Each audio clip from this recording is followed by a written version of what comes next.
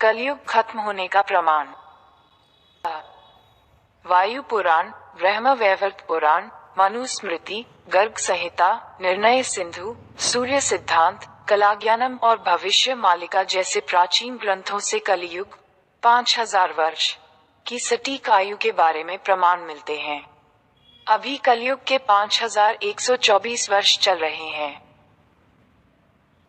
अर्थात कलयुग की आयु 4,32,000 वर्ष है, लेकिन मनुष्यकृत पाप कर्मों के कारण से कलयुग की संपूर्ण आयु क्षीण हो जाएगी एवं 5000 वर्ष ही भोग होगा।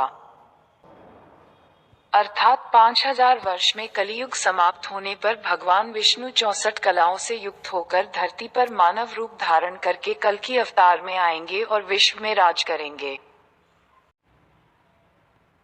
भारत और तीसरा विश्व युद्ध।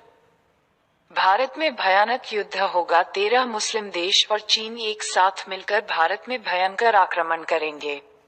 चारों दिशाओं से आक्रमण होगा, जल, थल, वायु मार्ग सभी ओर से आक्रमण हो, अर्थात मीन शनि का जब सहयोग होगा भारत के अंदर भयंकर युद्ध होगा। मीन शनि योग ज्योतिष गणना के अनुसार 29 मार्च 2025 को आएगा। हालांकि भविष्य मालिका में इसके समय से पहले अर्थात 2024 के किसी महीने में आने के संकेत मिलते हैं। प्रमोद पुष्टि जी, जो कि एक बहुत ही बड़े मालिका वाचक है, के अनुसार यह योग 2 नवंबर 2024 को आएगा। अर्थात शनि जब मीन राशि में प्रवेश करेगा, दिल्ली में प्रधानमंत्री भी विपदाओं से घिर जाएंगे, क्योंकि गांधार सेना, पाकिस्तान, चीन और 13 मुस्लिम देशों की सेना बहुत उत्पात मचाएगी, जिससे प्रधानमंत्री की बुद्धि काम नहीं करेगी और सब कुछ छोड़कर प्रधानमंत्री चले जाएंगे, क्योंकि तब मिलिट्री शासन लग जाएगा। तीसरे विश्व युद्ध में कौन सा देश भारत का साथ देंगे और कौन सा देश भारत के विरुद्ध रहेंगे? अर्थात चीन और विश्व शक्ति अमेरिका पाकिस्तान के साथ होगा और इराक के साथ साथ 13 मुस्लिम देश पाकिस्तान और चीन का समर्थन करते हुए भारत के खिलाफ युद्ध छेड़ेंगे।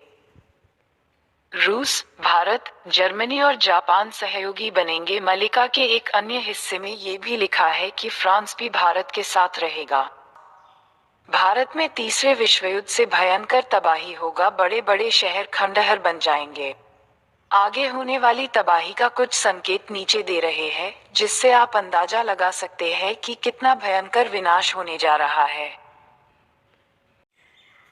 जब भारत, चीन और पाकिस्तान के बीच युद्ध होगा, महाभारत युद्ध का एक बेला, एक दिन का हिस्सा युद्ध शेष है। उस युद्ध के प्रभाव से चीन द्वारा कोलकाता शहर पर एक बड़ा हमला होगा। उस हमले की वजह से कोलकाता शहर के कई जोन आग की चपेट में आ जाएंगे। कोलकाता में आग से भयंकर विनाश होगा और कुछ क्षेत्र जलकर राख हो जाएंगे। कोलकाता शहर शमशान हो जाएगा, इसका रूप ढंग से परिवर्तित हो जाएगा। अर्थात भारत के दुश्मनों का पहला हमला इन 4 जगहों पर होगा, साथ ही इन 4 जगहों पर युद्ध की तीव्रता सबसे ज्यादा होगी। पहला हमला दिल्ली पर रॉकेट से होगा और दिल्ली शहर में बहुत विनाश होगा। दिल्ली शहर ध्वंस का स्तूप बन के रह जाएगा। अर्थात तृतीय विश्व युद्ध के समय भारत के शत्रु देशों द्वारा भारत पर परमाणु हथियारों का प्रयोग होगा। तब चक्रधर भगवान कल्कि द्वारा केवल इच्छा कर लेने मात्र से शत्रु देशों द्वारा प्रयोग किए गए सभी परमाणु बम व हथियार निष्क्रिय हो जाएंगे। तब सभी शत्रु देशों, यूरोपियन देश और चीन तथा पाकिस्तान के सैनिक भयभीत होकर अपने देश लौट जाएंगे तथा अपने छुपने के लिए स्थान तलाशेंगे और अपनी सुरक्षा करने के लिए विचलित हो जाएंगे। आज से 500 वर्ष पूर्व परमाणु बम जब नहीं था, तब पंचसखाओं ने परमाणु बम के बारे में बता दिया था। प्रभु कल्कि और माता लक्ष्मी का जन्म। प्रभु कल्कि का जन्म। उस समय में प्रभु कल्कि उड़ीसा में जन्म लेंगे। उनके माया को कोई जान नहीं पाएगा। मालिका में ये साफ लिखा है कि प्रभु कल्कि का जन्म उड़ीसा में ही होगा। कली महाभारत युद्ध। महाभारत काल का एक काल यानी आधा दिन युद्ध बाकी है। ये युद्ध कलयुग के अंत के समय में ओडिशा राज्य में लड़ा जाएगा। कौरवों और पांडवों के सभी योद्धाओं का जन्म भारत समेत विश्व के विभिन्न देशों में हो चुका है। निकट भविष्य में होने वाले विश्व युद्ध में ये सभी योद्धा भारत का साथ देंगे। इस में कौरव पांडव एक साथ रहेंगे और भारत में हमला करने वाले विदेशी सेनाओं से भारत की रक्षा करेंगे। महाभारत काल के कुछ योद्धाओं के जन्म स्थान के बारे में हम यहाँ बता रहे हैं। अश्वत्थामा का जन्म जर्मनी देश में हुआ है। वही वीर अभिमन्यु का जन्म अमेरिका में हुआ है। घटोत्कच का जन्म जापान में हुआ है। द्रौपदी के भाई धृष्टद्युम्न का जन्म ब्रिटेन में हुआ है। वहीं पांचों पांडवों युधिष्ठिर, भीम, अर्जुन, नकुल और सहदेव का जन्म ओडिशा, भारत के विभिन्न स्थान में हो गया है। इसके साथ ही महाभारत काल के अन्य योद्धाओं का भी जन्म भारत और विश्व के विभिन्न क्षेत्रों में हुआ है। कली महाभारत युद्ध भारत के उड़ीसा राज्य में लड़ जाएगा। ये भारत में युद्ध के अंतिम 13 महीने में होगा। इस युद्ध में ये महान योद्धा विदेशी सेनाओं पर काल की तरह धावा बोलेंगे। फिर स्वयं प्रभु कल्कि भी इस युद्ध के अंत में भाग लेंगे। इस पर मालिका में कुछ ऐसा वर्णन मिलता है। 1. उड़ीसा राज्य में अनेक युद्ध होंगे। उड़ीसा राज्य में भुवनेश्वर के खंडगिरी में महाभारत युद्ध का बचा हुआ एक बेला का युद्ध होगा। यवन मुस्लिम देश की 14 लाख सेना युद्ध की मंशा से वहां तक आएगी। उसी दौरान प्रभु कलियुग में सर्वप्रथम सुदर्शन धारण करेंगे और केवल एक ही प्रहार से 14 लाख यवनों का संहार करेंगे। प्रभु कल्कि का विनाश लीला। आपने तीसरा विश्व युद्ध के बारे में जो ऊपर पढ़ा वह भी प्रभु कल्कि के विनाश लीला का एक अंग है। भविष्य मालिका के अनुसार प्रभु कल्कि विभिन्न माध्यमों में विनाश लीला करेंगे। इस बात को आप नीचे की पंक्ति से समझ सकते हैं। कभी मैं जल के रूप में जगत को नष्ट कर दूंगा, कभी वायु के रूप में संपूर्ण जगत को भस्म कर दूंगा। कलियुग में लोग 3 भागों में नष्ट हो जाएंगे, चौथे भाग में शेष बचे रहेंगे। अर्थ, कहीं मैं जल के रूप में अर्थात भयंकर बाढ़, सुनामी, तो कहीं पवन, तूफान के रूप में विनाश करूंगा। पृथ्वी के 3 भाग जन नष्ट हो जाएंगे और चौथा भाग अवशेष होगा। वैज्ञानिक यंत्र सब बंद हो जाएंगे। निकट भविष्य में एक ऐसा समय आएगा जब सभी वैज्ञानिक यंत्र जैसे कि मोबाइल, कंप्यूटर इत्यादि काम करना बंद कर देगी। इस पर मालिका में विस्तृत वर्णन मिलता है। अर्थात 8 को 3 से गुना करेंगे तो 24 आता है। उस अंक में चीन के सैनिक भारत पर हमला करेंगे। अच्युतानंद दास का वाणी पूर्ण रूप से सत्य हो जाएगा और सभी सैनिक आपस में युद्ध करेंगे। उस समय जब समस्त वैज्ञानिक यंत्र अचल हो जाएंगे, उस वक्त संसार के बड़े से बड़े वैज्ञानिकों की बुद्धि काम नहीं करेगी। वो बेतुके बात करने लगेंगे।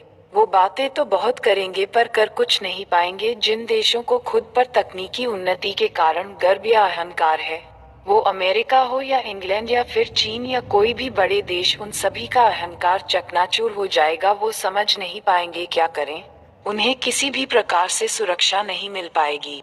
जिस समय पूरी श्री मंदिर के अंदर समुद्र का पानी घुस जाएगा, उस समय नीलचक्र से भी ऊंची लहरें उठेगी।